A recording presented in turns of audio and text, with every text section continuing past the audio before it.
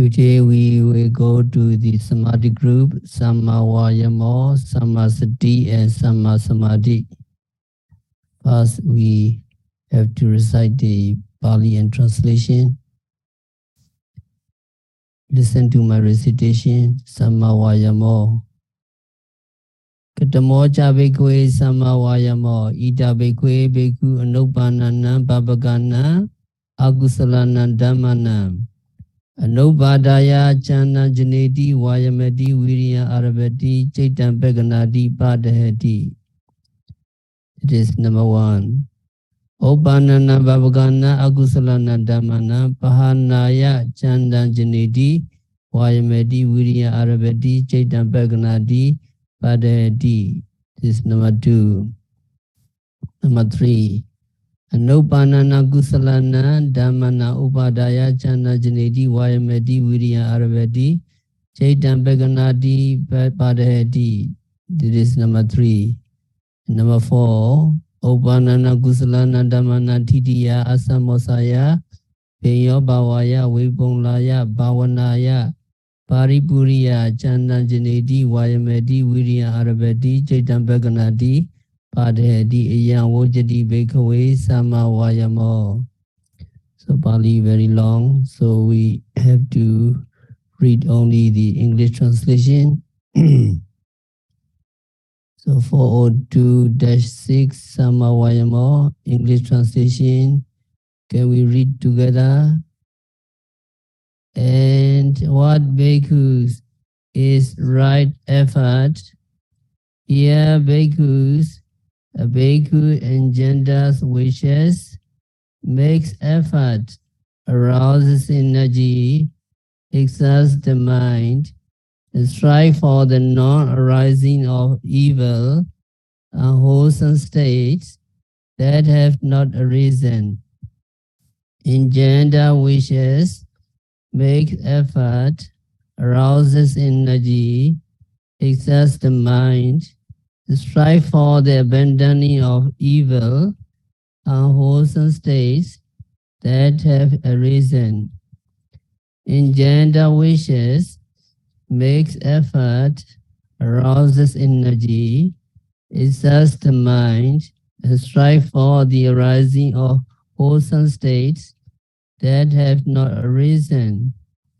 Engender wishes, makes effort, arouses energy, exerts the mind, and strive for the stabilizing, for the correlation, for the increase, for the maturity, for the development, for the perfection through cultivation of wholesome states that have arisen. This bhikkhus is called right effort. Samma Vayamo.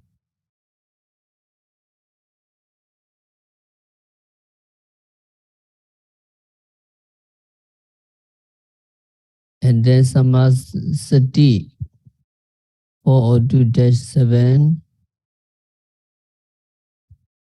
Katamacha Bhikkhve Samma Sati. So you're very familiar with this Pali.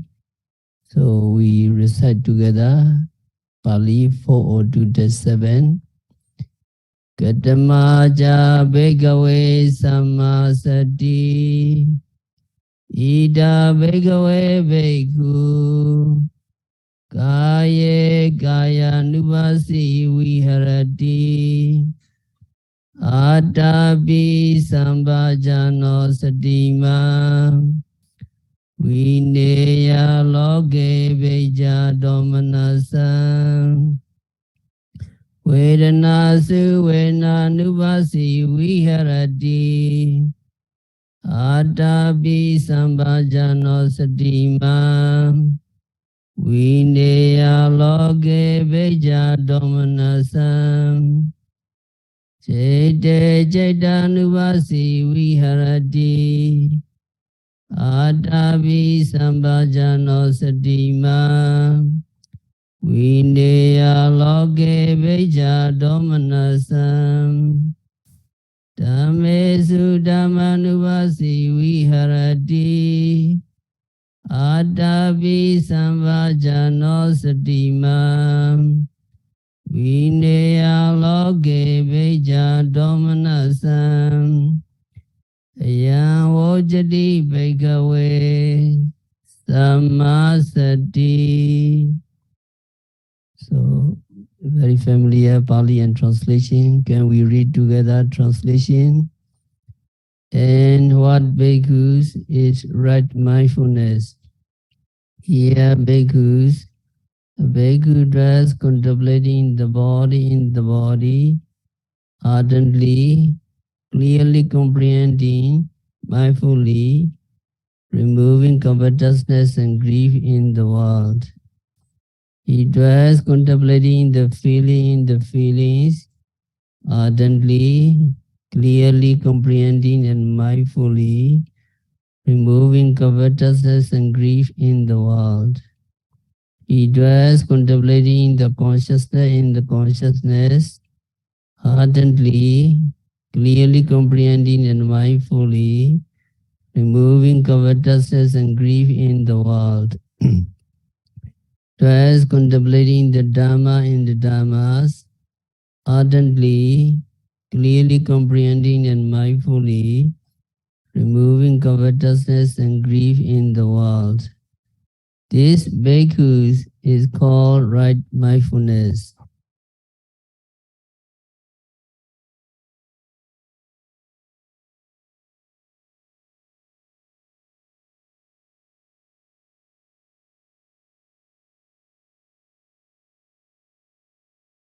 And then samadhi.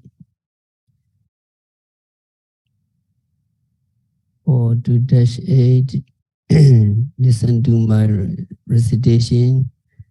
Katamacha bhikkhve sama samadhi ita bhikkhve bhikkhu vivechiva kamehi vivecha akusalehi dhamehi sawitakan savicharan viveka jam piti sukam paramanjana upasampeja viharati.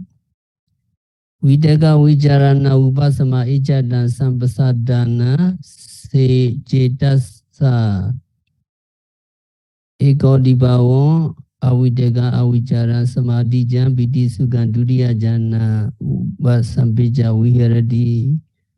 Piti yacha viraga upekakocha viharati satoja sampasajano sukincha kayina patisamvedeti yantan ariya achikanti upekako satima sukha viharati tatiyanjana upasampeja viharati.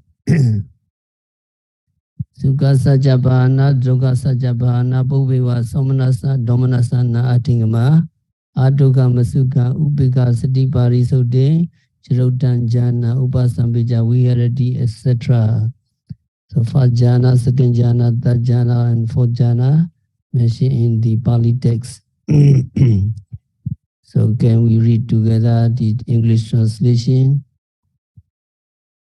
for 2-8?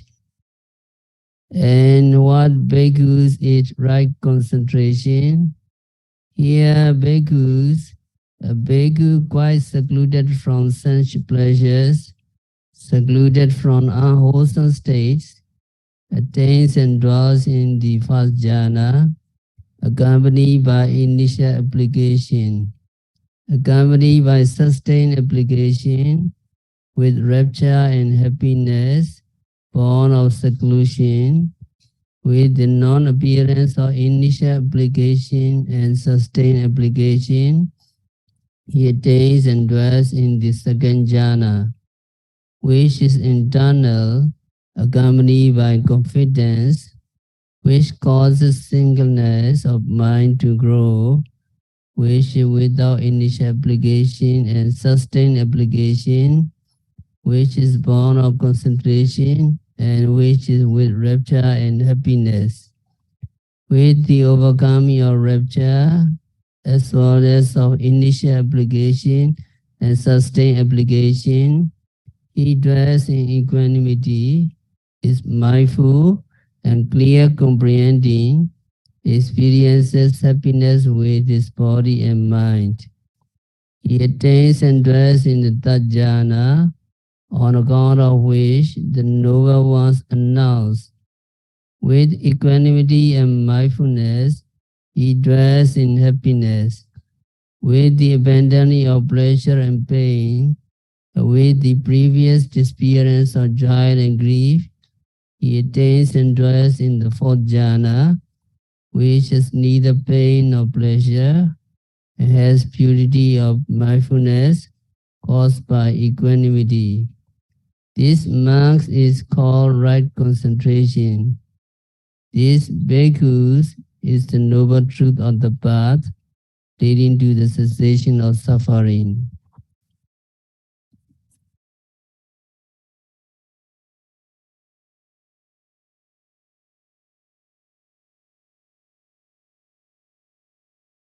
Samavayama, right effort. So in the teaching, Buddha said, what bhikkhus is right effort? And Buddha explained, here in this teaching, a bhikkhu meditates inside his will for the non-arising of the evil, unwholesome things that have not yet arisen, and he makes effort, put forth his energy, exerts his mind, and perseveres. So for Samabhadana, Buddha mentioned in this right effort.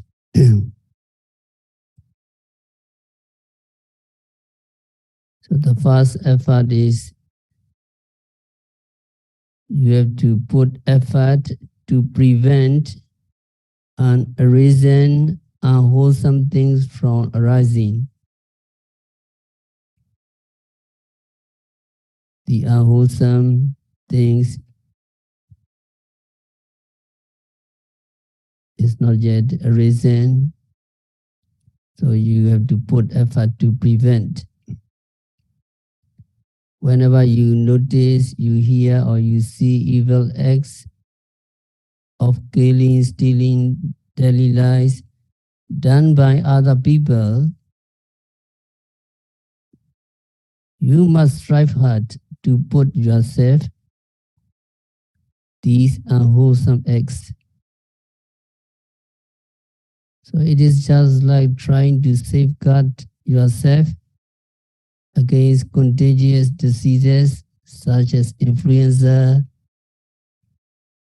etc. in time of epidemic and pandemic. It is the first effort. Second effort is you have to put effort to overcome, to dispel the evil, unwholesome things that have already arisen. So what are the unwholesome things? The unwholesome things are of two kinds.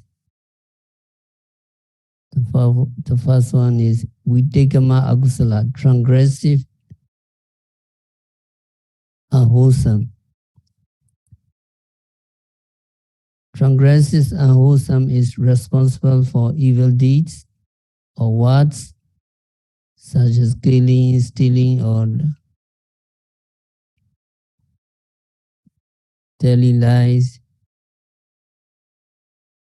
which you may have already committed. That is transgressive. And priyotana akusala, obsessive unwholesome, which give rise to thoughts of sensual desire, hatred, etc.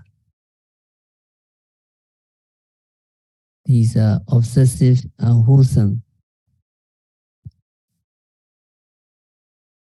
that have already arisen. Another one is anusaya akusala, latent unwholesome, which has not yet arisen but lying dormant, and it will arise when an opportunity offers. So how can we put effort. How can we put away these unwholesome, transgressive, unwholesome can be dispelled by sila, moral precepts. So long as you are observing moral precepts, you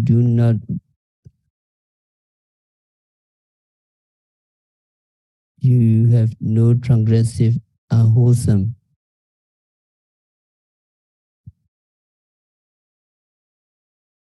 Meticulous observance of moral precepts automatically puts away the evil deeds and words arising out of vitikama, akusala. Evil thoughts of lust and desire belonging to obsessive unwholesome can be dispelled by practicing samatha, vipassana, metta meditation, recollections of the Buddha, and concentration meditation and insight meditation. You practice diligently and you can dispel that kinds of obsessive unwholesome. Latent unwholesome may be momentarily put away by vipassana meditation. And latent mental defilements can be entirely got rid of or rooted out only when you attain Riya Mega Jnana. It is with this view of completely uprooting these latent mental defilements that vipassana meditation should be practiced seriously. seriously. And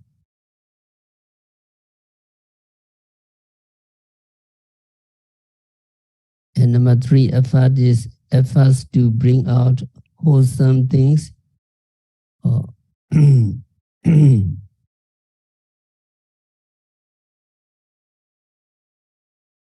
The second effort is to abandon the unwholesome state that have arisen.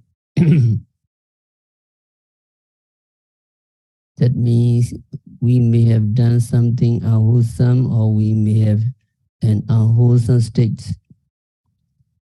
Then we make effort to abandon that unwholesome states.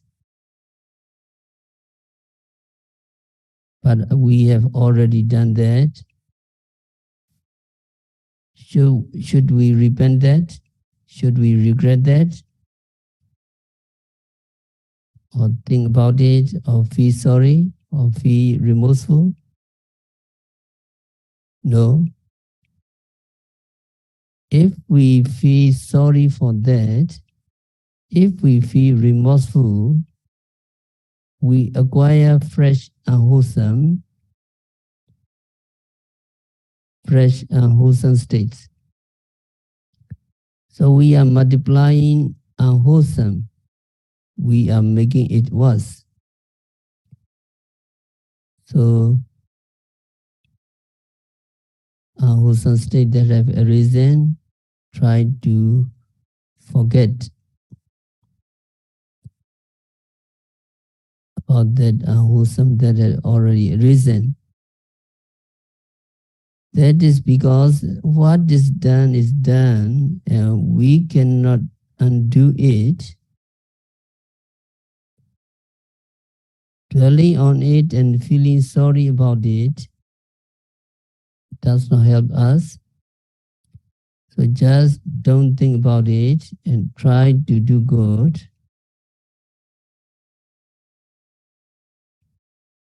When this comes, try to note continuously, remove it. In that way, we can overcome the unwholesome mental state. which has arisen. So with regard to the unwholesome mental states which have arisen, the best thing is not to think about them. Instead, we should do merits. We should do wholesome deeds and make up your mind, practice meditation, and we will not let that happen again. So it is not mere forgetting. Forgetting here means vowing, I will not let that happen to me again. I will not let that happen in my mind again. I will refrain from doing that in the future. Then we try to avoid doing the kinds of unwholesome acts again, and we try to do good. So Buddha said that in that way, we can overcome, or we can step out of that unwholesome mental state that has arisen.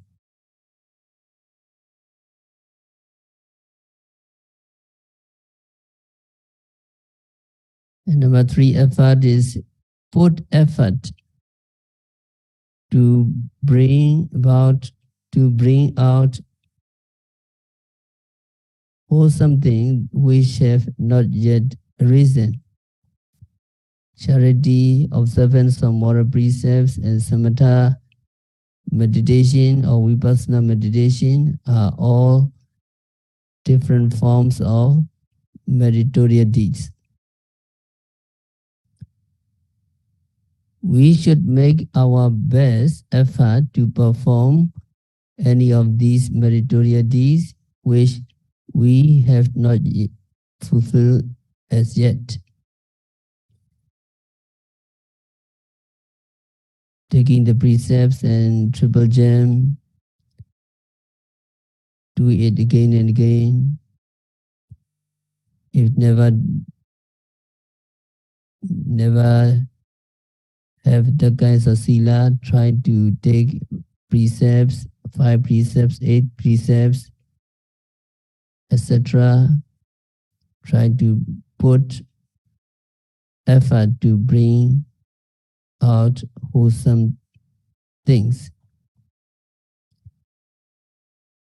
Try to practice meditation more diligently so that you can distinguish mind and matter clearly. You can see the causal relationship of mind and matter, and to see the rising and falling of the appearing and disappearing of the kinds of mind and matter.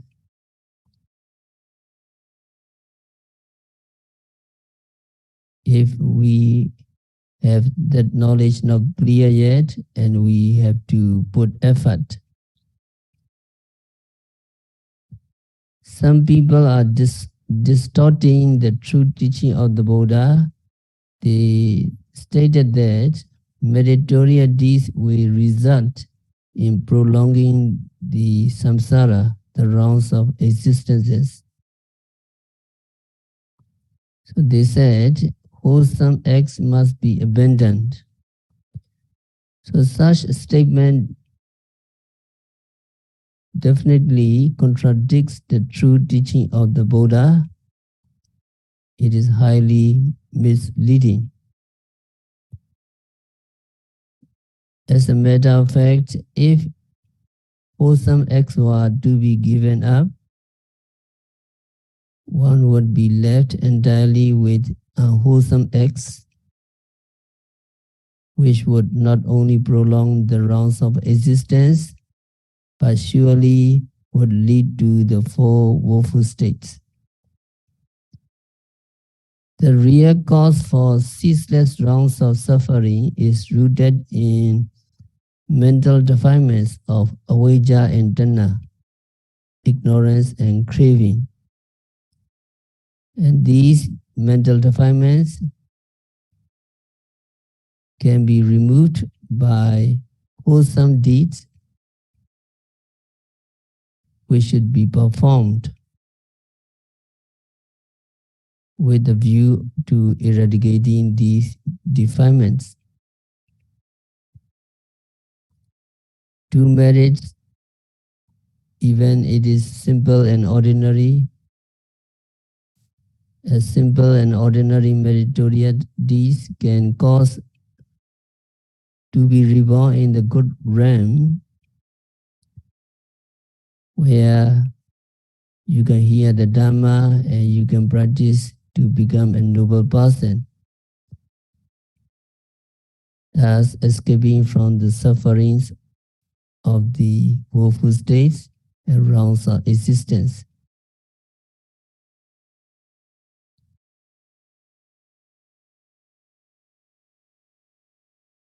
There was a story of the frog deities. The frog deity was a frog in his previous existences.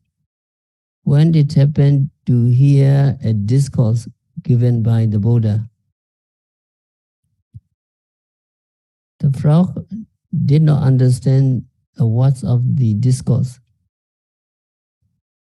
but that frog listened to the Dhamma with respectful attention.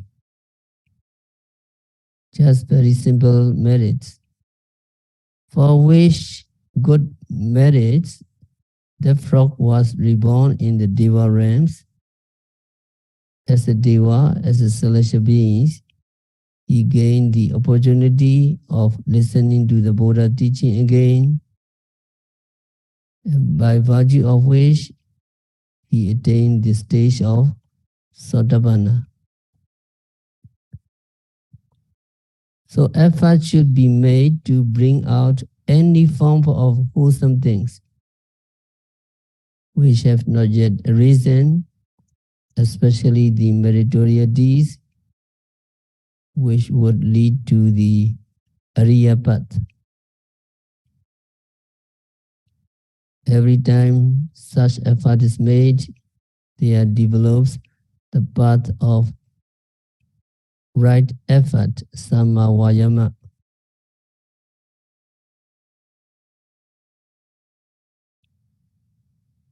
So during the intensive retreat, 2-month retreats, you accumulate a lot of merits. Moment by moment, you are accumulating merits. You're very tired, but a lot of merits you accumulated. And the fourth merit, the fourth effort is effort to maintain the wholesome things that have already arisen and to develop them to maturity and full perfection. If you already reached the Udyabhya Jnana, you need to maintain the stage. If you reach the more higher knowledge of dissolution and knowledge of disenchantment, need to maintain and need to develop them to maturity and full perfection until you reach the Megaphala. If you attain Sotapaddi Megajnana, you need to continue, you need to develop them to higher Ariya Megajnana.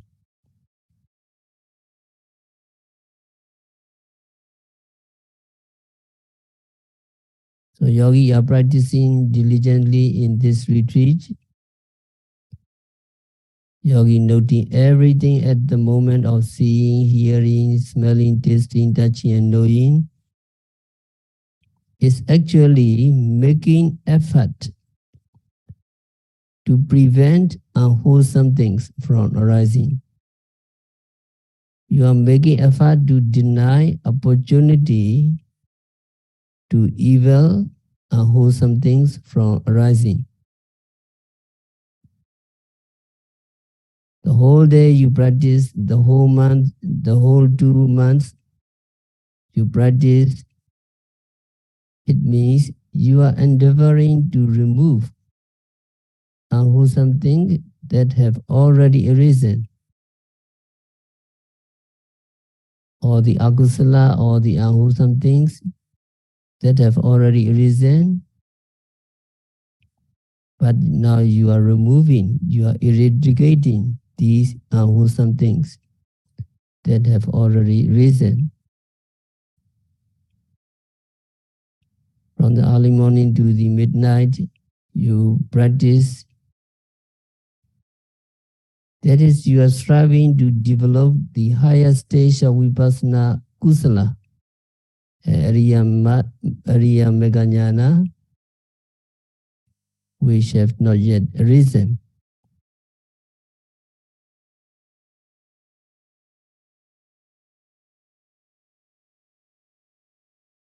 You never discourage, you encouraging all the time, and you put effort. You are also striving to maintain your vipassana wholesome deeds. You are striving to maintain and to bring to perfection the vipassana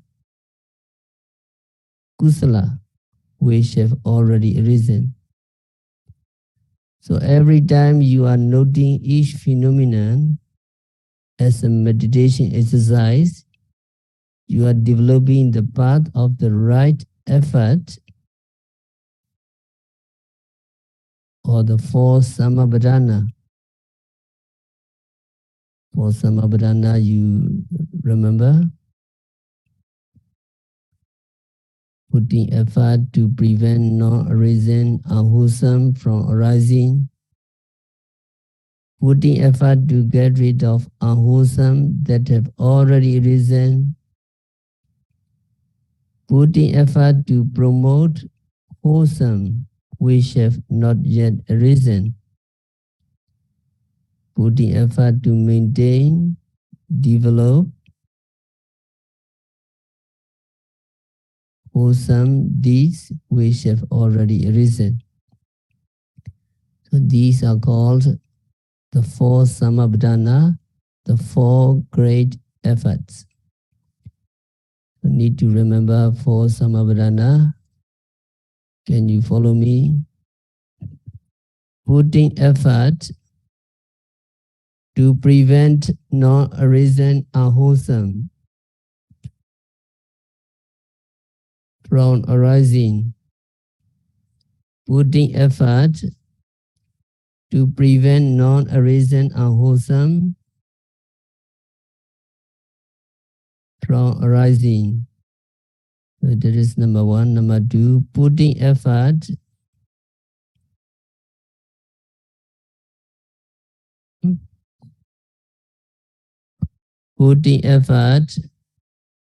to get rid of unwholesome that have already arisen. This is number two. Number three, putting effort to promote wholesome deeds that have not yet arisen. So number four, putting effort to maintain, develop wholesome deeds which have already arisen. So these are called the four samabhadana, the four great efforts mentioned in the Mahasatipatthana Sutta.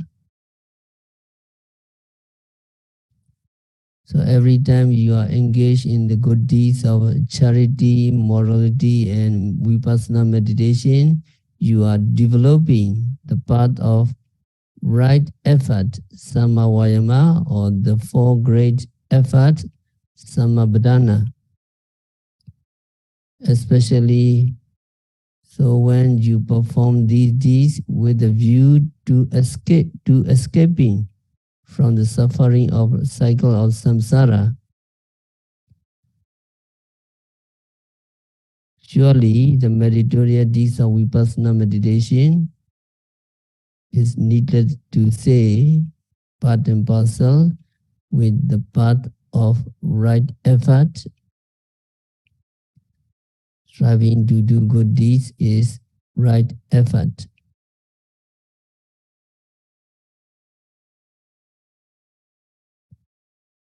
And then Samasati,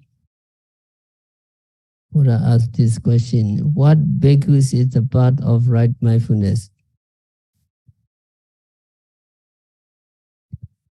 Ita bhikkhu bhikkhu kaya kaya nupasi viharati atapi sambhajano satima viniya loke abhija domanasa, etc. So a meditator dwells contemplating on the body, which is impermanent, painful, uncontrollable, ugly, unpleasant,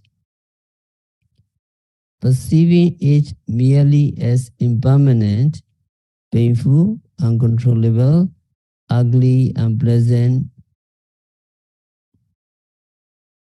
material aggregates. So to perceive this reality, what you have to do, Buddha mentioned, to perceive this body as this body impermanent, painful, uncontrollable, ugly, unpleasant, meditator dwells intensely ardent, mindful and rightly comprehending, overcoming covetousness and grief for the world. Such covetousness and grief on them are liable to arise unless rightly comprehended. The Vedana, Citta and Dhamma, the same Buddha explained.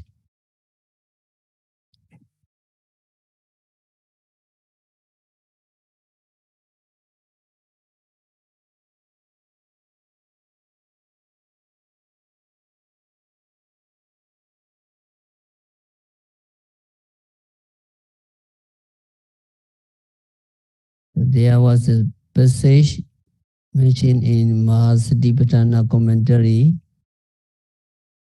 It mentioned that there is no such thing as development of insight knowledge, knowledge of the noble path, without contemplation of any of the meditation objects, kaya, vedana, citta, dhamma, body, feeling, mind, and dhammas. So it should be realized that the minister Santati and Brahmachara theory, who have attained the higher knowledge of the noble path and fruition in the course of hearing and discourse on Dhamma, had overcome their sorrow and lamentation through the practice of the path of the four foundations of mindfulness. That is Mahasatipatthana commentary statement. So it is very clear on this point. It is not just listening to the teaching, but contemplation on any of the object, body, feeling, mind, and Dhamma object,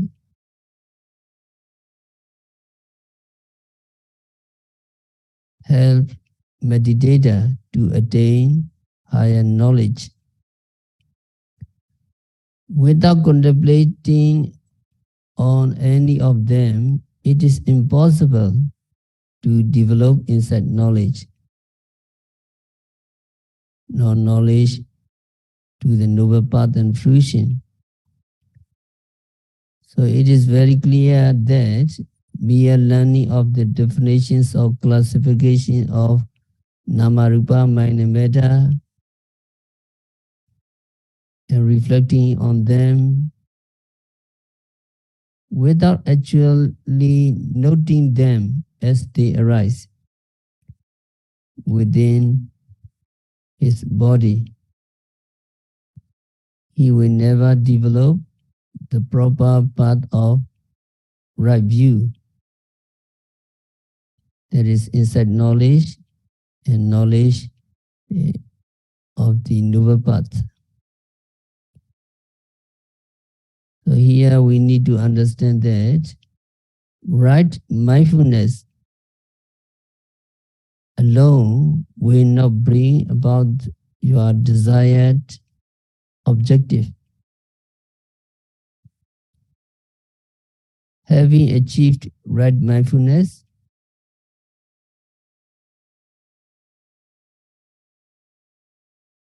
it is only by comprehending the true nature as it really is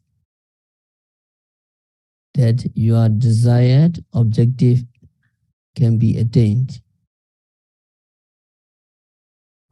So in the summarized introduction to the Satipatthana, it is mentioned Satima Sambhajano, to have ardent mindfulness with clear comprehension.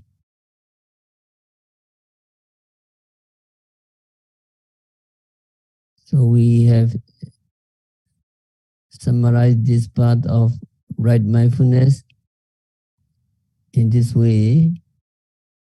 To develop right mindfulness, there must be ardent mindfulness with clear comprehension of every body movement, every actions of the mind, every feeling, and every Dhamma objects as it appears.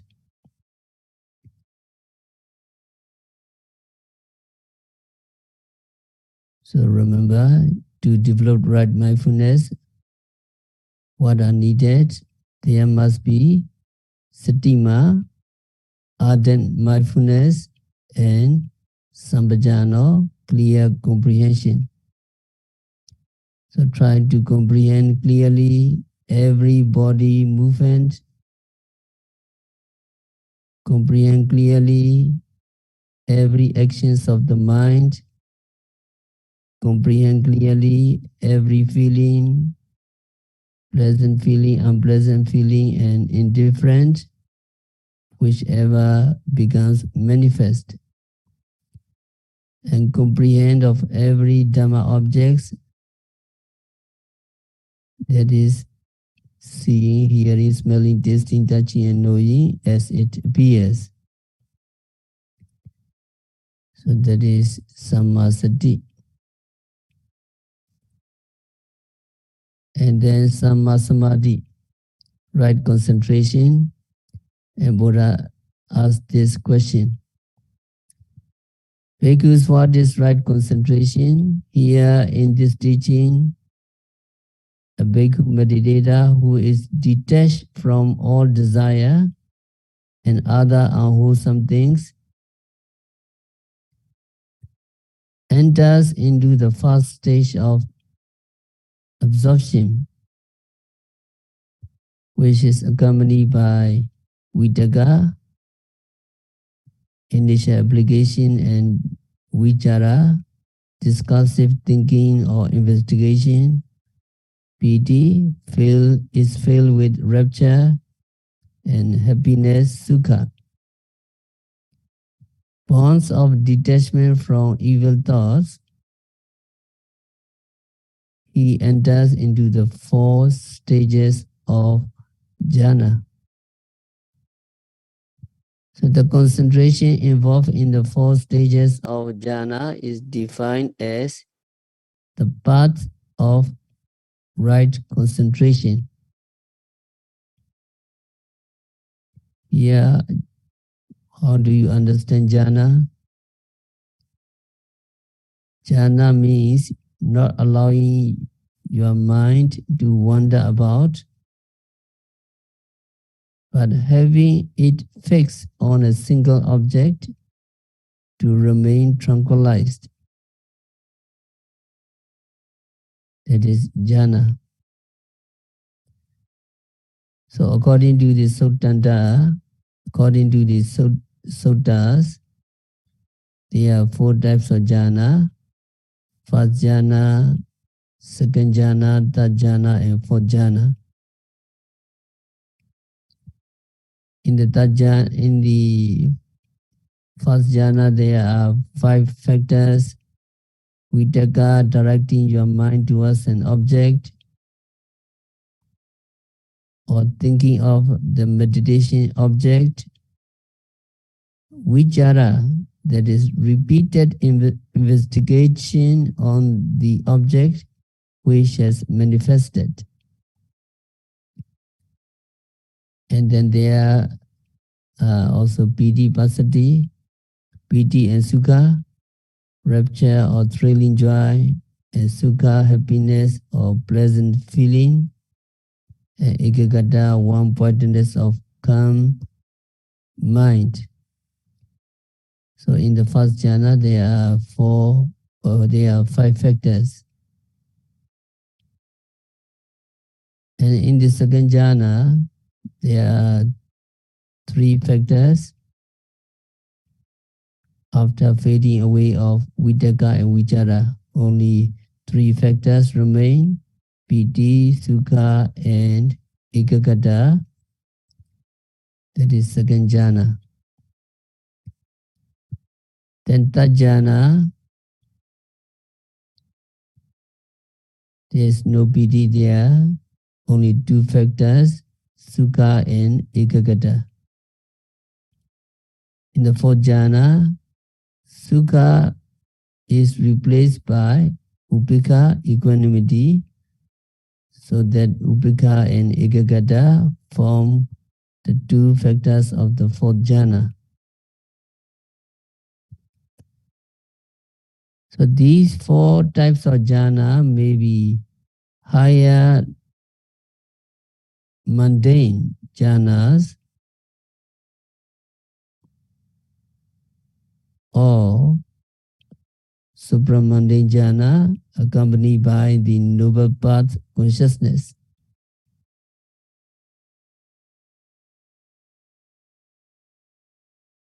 So the supramundane samadhi is the path of noble right concentration, Ariya Samadhi, that is proper, is actual or real right concentration. The mundane jhana samadhi may be classed as the path of right concentration if it forms the basic for the development of vipassana.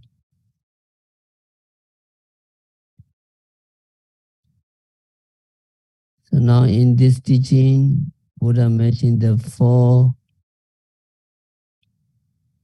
types of jhana are right concentration. Hanging on to this statement, some people say that vipassana can be developed only after achieving purifications of mind through attaining jhanic concentration. Without jhanic concentration, purifications of mind cannot happen. Consequently, vipassana cannot be developed. So they say like this: there is a one-sided dogmatic view, Mahasi Sayadaw explained, that excess concentration is the neighborhood of jhana. The excess concentration, upachara samadhi, have the capacity to suppress the mental hindrances. That upachara samadhi can help attain the purifications of view that will lead to the development of vipassana. So by developing this, meditator can attain Arata Mega Phala. And there are many people who have achieved in this way.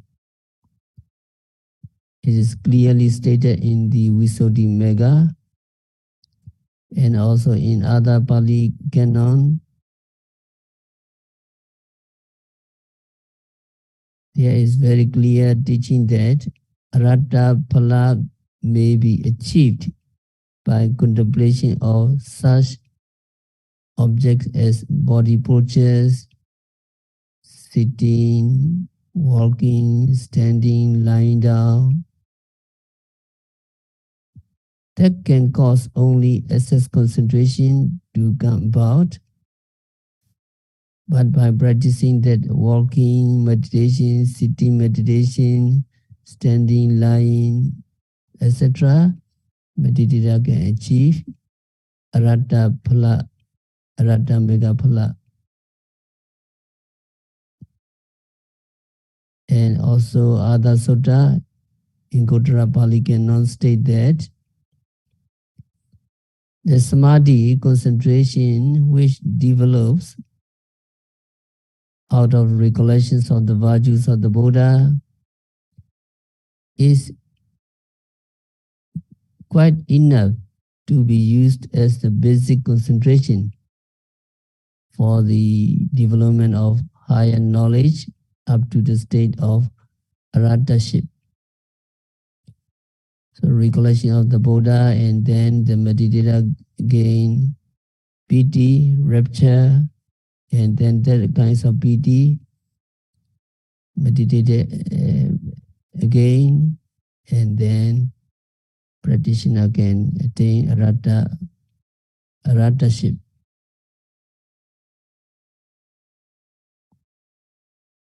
And the commentaries which expound on the session on clear comprehension also definitely affirm that piti, joy, can be aroused by recollecting just on the virtues of the Buddha, the virtues of the Sangha, and that piti can be meditated upon. You note joy, joy, or happy, happy. He see clearly the disappearing of the piti, impermanent nature of the piti, and then finally he attained Arata Megaphala Jnana. So these authorities state that innumerable people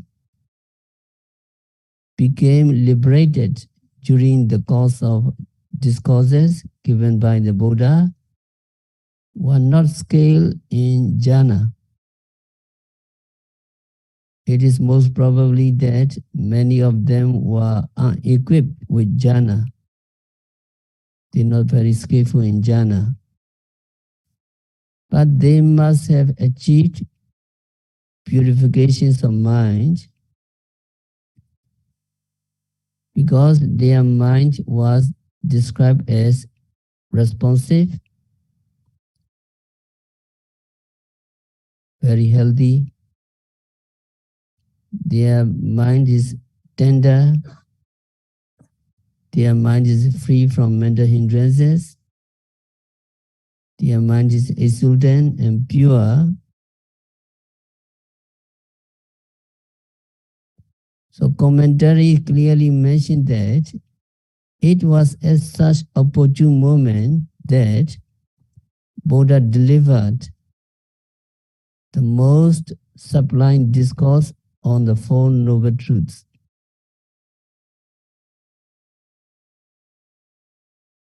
Commentary clearly states that his audience attained higher knowledge as a consequence of listening to such deliverance. But their mind must be responsive, tender, free from mental hindrances, exalted and pure. So in view of such consideration,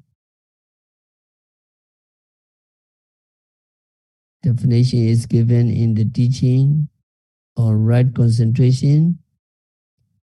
In terms of the four jhana, should be regarded as superlative method of description. Superlative method, that is Okata method, Okata superlative. The excess concentration, although described as an inferior way, may be taken as the right concentration which can accomplish the purifications of mind.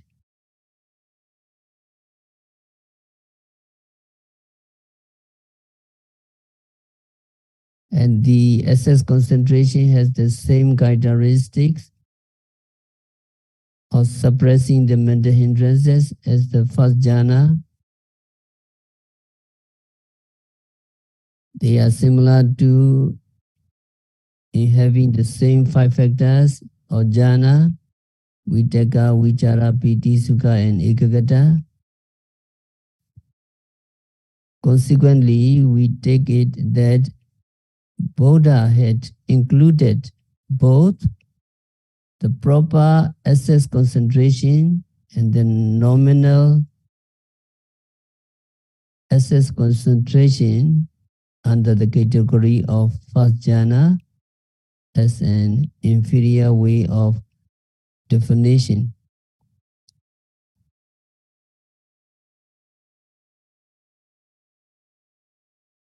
So now in this right concentration, you may understand jhana, what is jhana, what is samatha jhana and vipassana jhana, and how many kinds of jhana, how many kinds of samadhi.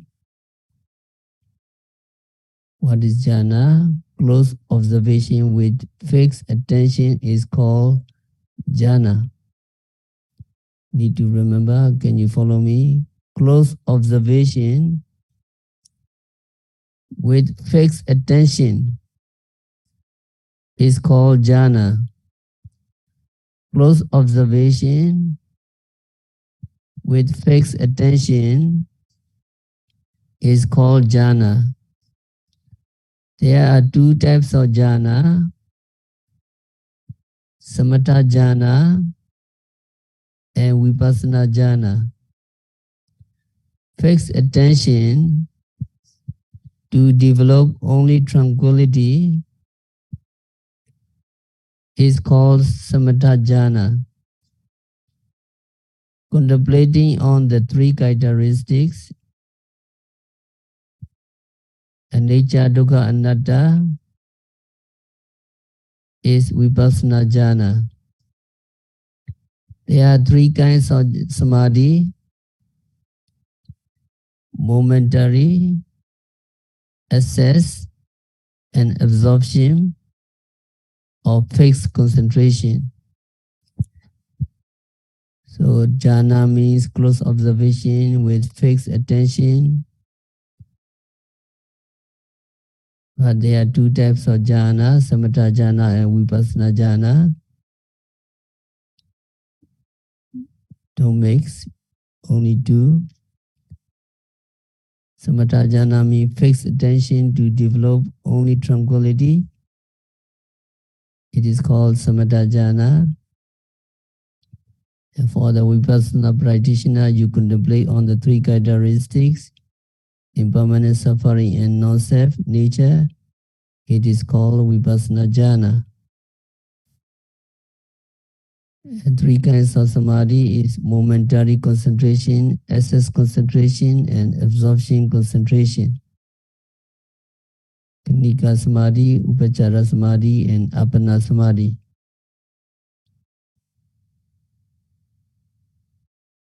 Three kinds of concentration.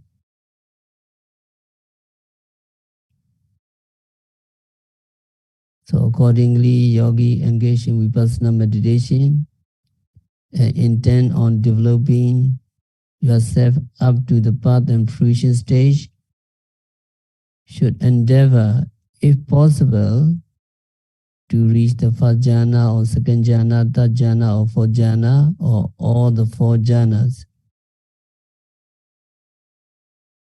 And when having any of them, you should train yourself to maintain them and be skillful with them. However,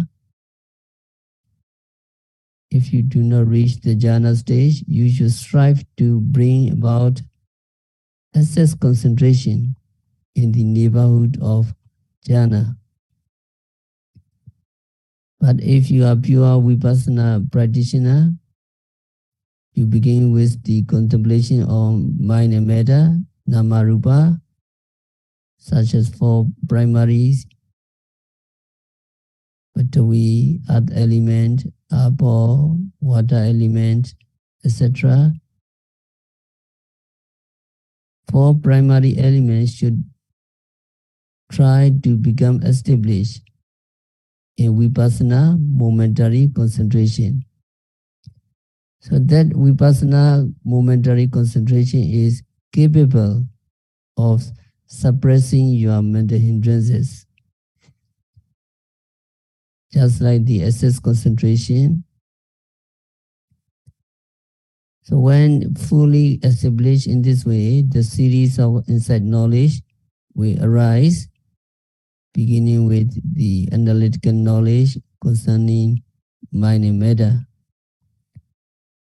So vipassana khanika samadhi, momentary concentration,